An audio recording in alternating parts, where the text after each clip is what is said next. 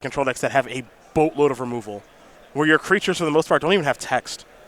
It's just, I will bolt that, I'll helix that, fatal push it, and eventually you just, I don't know, you draw Vial 2 or land 5 and you lose. Are your matchups against Collected Company combo decks okay? It's a little scary. Yeah. It's a little scary. But your Thalias, your Thalias aren't great. Your Meddling Mages are very good because they don't have a lot of removal. I don't think I'd want to play against Todd Stevens. Sure. I don't think I'd want to play against him. It's got a lot of stuff going on there. We are in game 2. Collin Rountree currently up a game. Champion of the Parish looks like a 2-2. Vial on 2. Freebooter is taking a fatal push. And a couple lands on the battle there for Collin. For Jason Phimister. Bunch of cards in the graveyard because Hollow One's doing its thing. Flameblade Adept. And now a fatal push. Going to take care of the Freebooter to get a fatal push back. Looks like he's got a Grim Lavamancer to play, and he does. And in comes the Flameblade Adept for some amount of damage. Looks like it's just going to be 1. Both these players look like they are working with not a ton of resources. I suppose Collin has at least 2 cards in hand, and a Vial on 2 that is going to stay on 2. Grim Lavamancer, definitely a problematic card here. Oh, yeah. That's not a card Humans is excited to play against at all.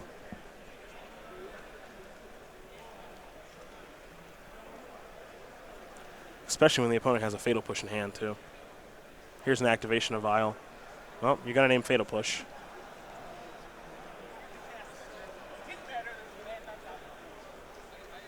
Follow-up. All right, that was very important. Yeah. Lieutenant, very, very, very important.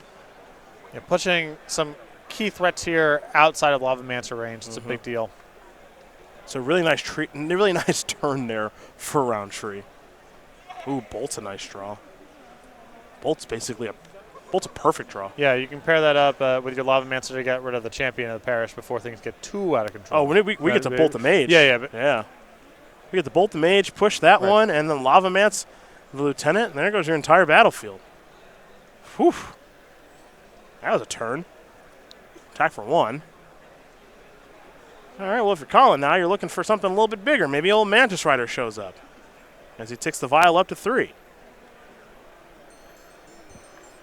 He was in good position. He's not as good a position now. He'll start by sacrificing a Rising Canopy.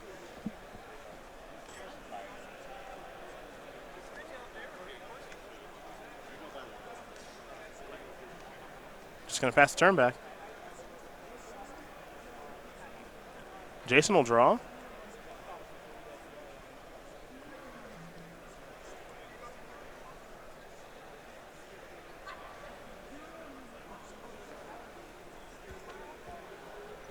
And he'll sacrifice the Wooded Foothills.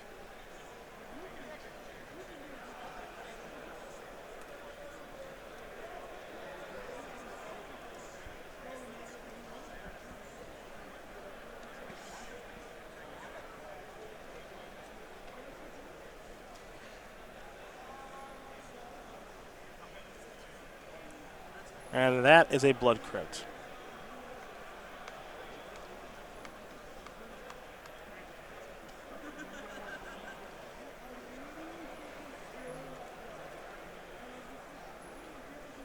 What comes next here for Jason? Must have drawn something of relevance. Well, he's just going to get in here for 1. That explains it. Gurmag Angler. Still with a little bit for the Lavamancer to work with.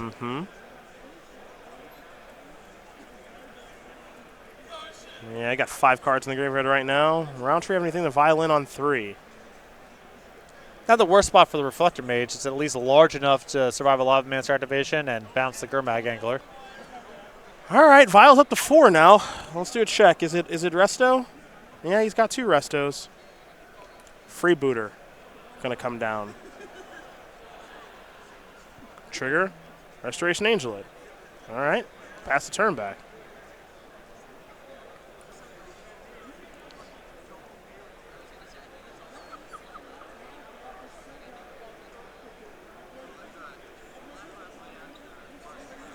Lavamancer's going to kill that one. So Lavamancer's basically out of fuel now. This will be an attack for 6. Remember, Flameblade Adept has Menace, and Angler is much too big for Restoration Angel to block.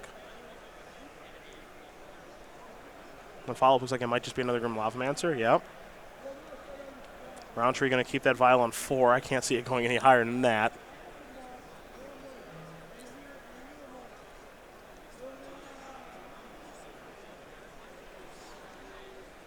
Now, Collin is starting to get put between a rock and a hard place. He really needs to find Reflector Mage.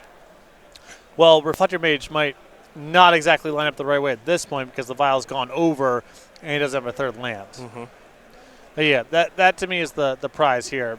You get the Gurmag Angler off the battlefield, you can start to block a little bit. There's Champion of the Parish. There is a land. Trigger. Going to fall down to 6. Kitesail Freebooter. Make that into a 2-2. Ooh. Well. We are attacking. The 3/4 here is not a great blocker. I mean, you don't really want to trade it off for something like a Adept plus a Lavamancer activation, and the long game is not getting good for you here. So I don't know if this is likely to result in a win, but I think it's Rountree's best line. It's definitely playing to win. Yeah, give you that.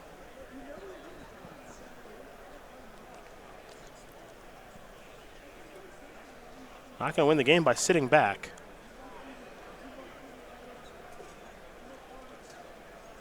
Attack step. Huh. All right. Well, he can't double block the Menace threat that puts him at lethal. Yep. If he chumps the Angler and blocks Lavamancer, that's the second card in. Looks like he's just going to let Lavamancer come through and hope that Phimister doesn't have a way to put a card in the graveyard. Another Flameblade. Okay, he's drawing live. Yeah, what can we draw? He's really excited about what he can draw. I guess Mana Strider. Sure. Oh! Play to win indeed. Collin Rountree is going to win this game and matcher over Jason Phimister. 2-0. Humans going to take care of Black Red Hollow One. Played to win. That was great. Yeah. I mean, Rountree took a couple lines there that maybe looked unorthodox, but he was in a really bad position. He knew exactly what he needed to draw. And he had to fade basically the whole deck from Phimister's side because he can't beat a Faithless Looting on that turn. Nothing that puts anything in the graveyard, basically. But Phimister drew one of the few cards in the deck that wouldn't line up that turn. And Rountree drew exactly the right card. And he had to catch a lot of breaks to win that game, but he also put himself in a position to catch that break.